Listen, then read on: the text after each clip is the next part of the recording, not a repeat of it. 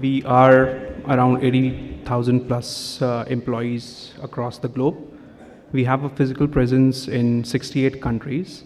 And because Thales being a part of a big entity which is based out of France, we have multiple BUs. We are actually, in fact, we are very big organization in terms of defense. We have different verticals in aerospace, space, ground transportation systems, but we are also third largest defense contractor in the world and biggest in the Europe. So a part of the Thales that's representing here is a digital identity and security, which basically focus on the data security solutions. In India, across, if you see in the head count of DIS CPL, the BU that I'm representing, it's around 2,500 plus head count, and we, from India perspective, we have our R&D and engineering and support center based out of Noida, Sector 16, and we have our development centers also in Bangalore, and our sales offices in Mumbai as well. So, and this headcount is actually growing because we have recently acquired another cybersecurity company. So this number's gonna go up very soon to a higher number in next year onwards. So a quick fact about Thales is that in terms of security, when we talk about, we are being used by top 10 banks in the world. So 10 or around the 10 banks in the world, all the top 10 banks are using Thales products. And very interesting fact is that 80% of the POS transaction that happens across the globe, and 80% is a very huge number.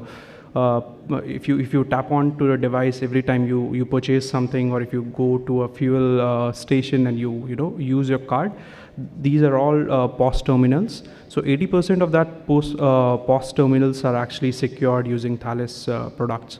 So we have a very huge presence across the globe in protecting the data and the data that is being used and that is being flown.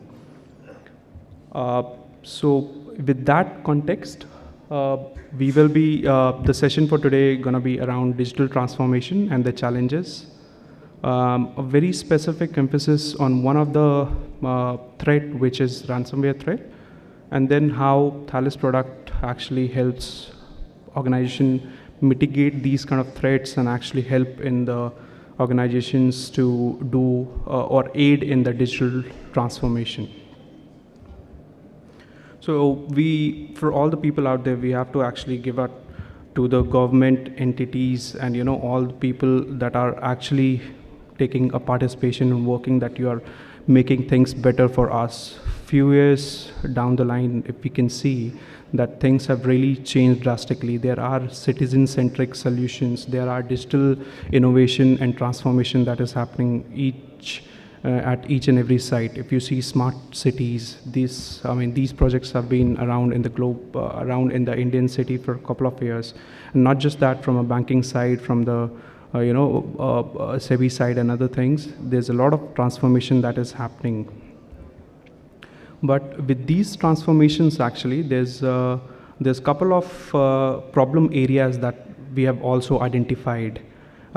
These problem areas could be the data breaches that happen regularly. So you have to, or we as in users and organization have to build a cyber resilience to these attacks. So these attacks could be of various types. The focus here would be around ransomware attacks, and I'll cover in the upcoming slides why we are just focusing on ransomware and malware attacks for now.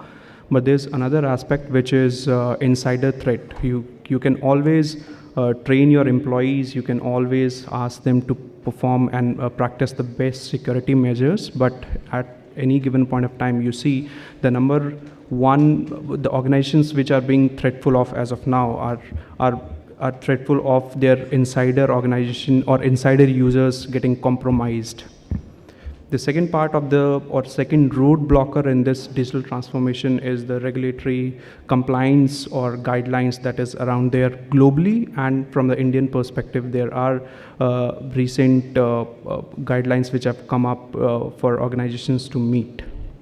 The third part is the data privacy, which is, I mean, we have not talked about it, but very soon there's going to be a data protection bill that will come into the effect, and I think most of the organization need to follow that also. And other problems which might seem like little small, but they are quite big problems that the organizations are dealing with a humongous data. And especially after the COVID, there's a lot of people that are working from home, or they have actually escalated the data transformation journey, and that have caused the data to increase in the size in a humongous terabyte or zettabytes. So there is no clear insight, visibility, what side of data the companies are dealing with, the organizations are dealing with, where it is stored and how it is being managed. And that have actually caused a creation of data silos, because once you identify the data, you opt for a data protection technique specific to that sort of data. And then you find that, there's another set of data, but the solution that you opted doesn't work for there. And probably in the cloud also, a same solution that you have deployed on-prem doesn't work onto your multi-cloud environment. So these are all the problem areas that the customers and we have identified. The first one, if we look at it, we've talked that the threats and the breaches are increasing. So this is a yearly threat report that Thales publishes, and the numbers are here that around all the organizations that we have actually run a insight in, 60% of them have been breached, and out of these 60%, 30% of them were breached last year itself. And the bigger part is that the organization do not even know that they have been breached, and of these 30%, 14% of them have been breached regularly. So if we bifurcate that what sort of breach or attacks that have happened in the organization in the last year itself, we can see that the number one of these factors is the malware and ransomware attacks. So out of these organizations being attacked, 56% of the source cause was a rogue malware, and then 53% or half of it was a ransomware attack that have happened, and rest other is always followed. 40% for a phishing and denial of services, 37 and 28% for impersonation attacks. So you see that a lot of emphasis have moved, and these attacks have also elevated to a level that they are specially focusing to the data itself, because as we all know, data is a new oil. So these attacks are very much focused towards the data that the organization and other entities are storing.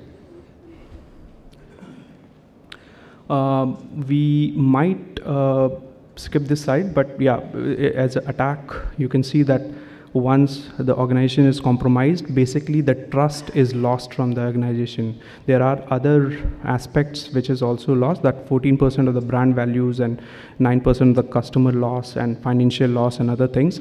But basically, once an entity or an organization is compromised, people lose trust from that organization, and that is a very big thing.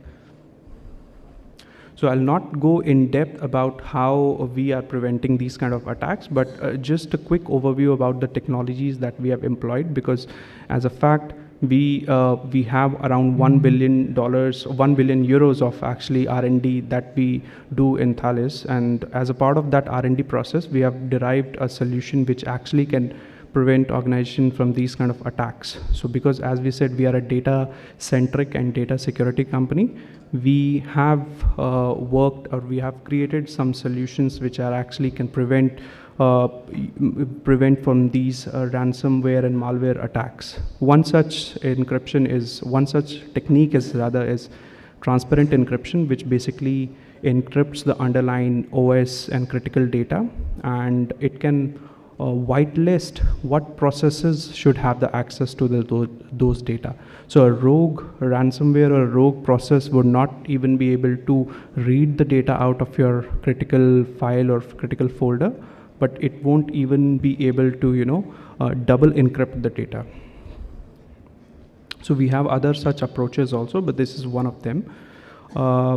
The second roadblocker in the digital transformation was the compliances that we have seen. So if you see around the globe, these are all the regulatory compliances, ISO, PCI, RBI have one, and then IRDBT, SEBI have recently come up with the new guidelines. So basically, when you sum it up and you find what are the common links between all these regulatory compliances, you will find from the data security perspective, you will find these 3-4 key terms very common in all these compliances and guidelines.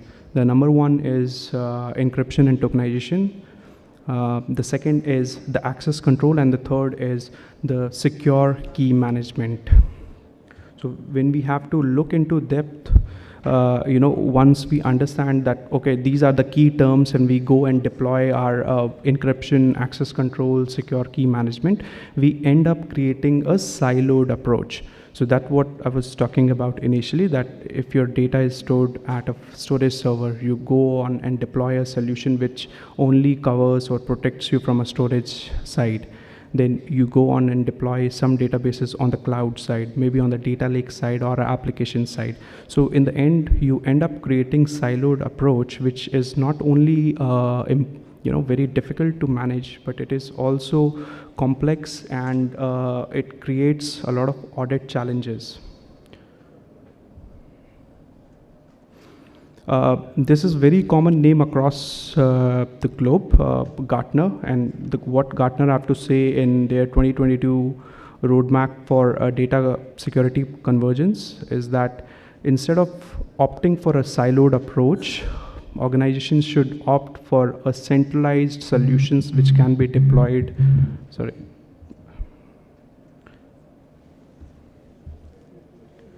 Which can be deployed in an organization and actually can be used as a central base hub to opt and deploy the solutions which can be used in cloud or on-prem or any infrastructure or PaaS or SaaS services that you are consuming. So that's what we do. We are a data security company, and then we have a unified data security approach where a single platform itself can give you a visibility of where your data is residing, what type of data that you are dealing with, and how you can prevent that data and provide access control on top of it from a single software solution. Now, what about the organization which are actually moving to the cloud? When you're moving to the cloud, there are a lot of additional threats or roadblockers, such as the visibility of the data, who's controlling the data, who is having a ownership of the data. And in case you want to move out your data from one of the cloud vendors to a second cloud vendor, how feasible it is for a data export or a data portability from a data portability angle.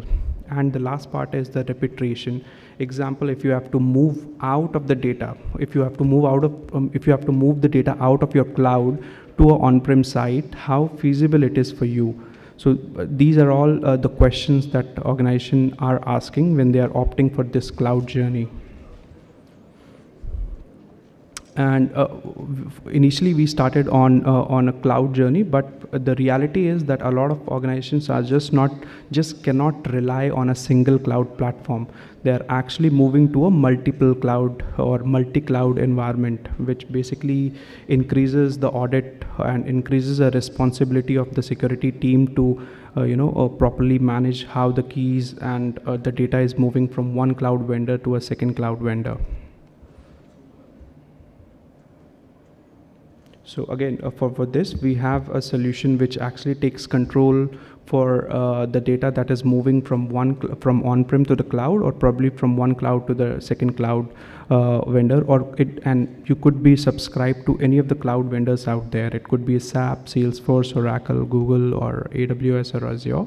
You can use the solutions that we have talked about to be in control for the data that is being used in these cloud vendors, or which is actually moving to these cloud vendors.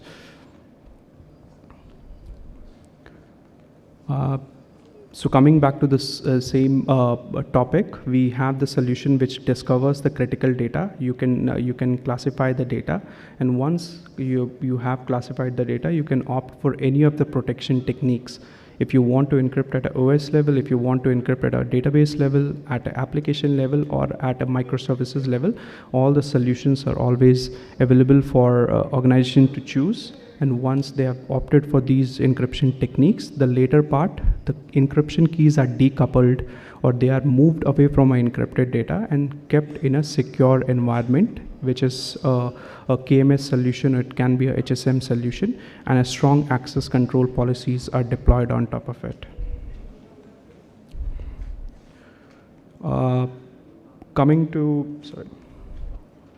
So now coming to the solution part, this is what we have. We have a Cipher Trust Manager, which is our KMS solution. We have multiple capabilities, which is data discovery and classification, ransomware protection, database level, column level encryption, application level encryption. And for the entities who have deployed Aadhaar Data Vault, we have a solution which is a complete Aadhaar Data Vault solution. You just have to simply plug in your application servers to deploy and use these solutions. And once you have already invested in the native, in case you have already invested in the native technologies, we have the solution or the interfaces which can be used to manage the encryption keys. Example, you have a backup solution, you have a SAN storage, you have a tape, libraries. I mean, the same solution can manage the encryption keys of these third-party solutions also. And for the cloud, same, that what we have seen, AWS, Google, GCP, any cloud vendor out there, you can essentially bring your own encryption keys to these cloud vendors. This is one way of ensuring that you are always in control of the data, which is being moved from your on-prem environment to the cloud environment. And the last part is the secrets management, which is basically rotating the passwords, rotating the database users' passwords, SSH keys, tokens, certificates that you are using in your organization, between your application and databases. So instead of hard coding them, you can actually store it into a vault solution.